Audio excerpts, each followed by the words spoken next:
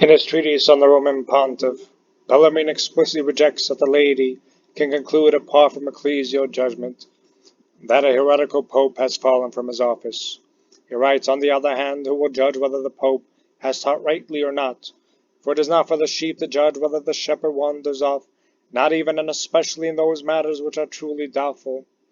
In his treatise on the council, Bellarmine identifies the sheep with the laity.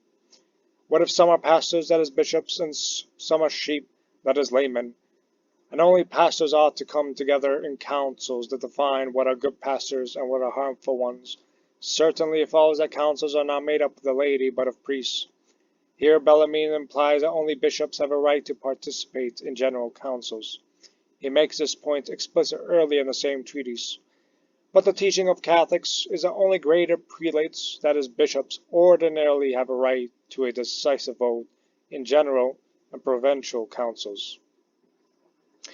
In his treatise on the councils, Bellarmine makes a distinction between private and public judgment.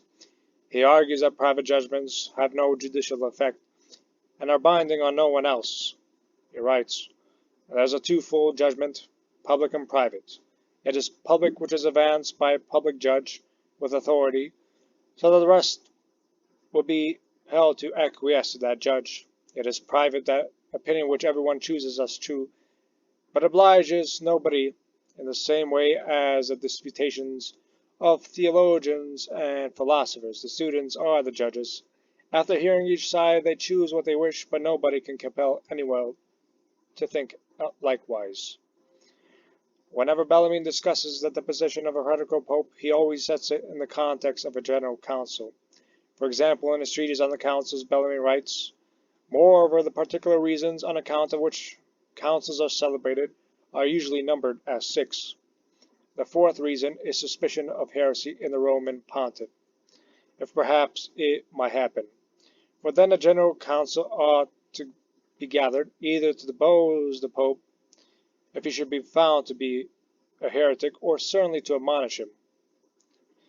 The Sedevacantists believe that the mere external violation of the law incurs ipso facto excommunication, without taking into consideration the delinquent's culpability, finds little support in the theological or canonical literature. In the words of Cardinal Louis Belot, it would be quite absurd to place material heretics outside the body of the true church.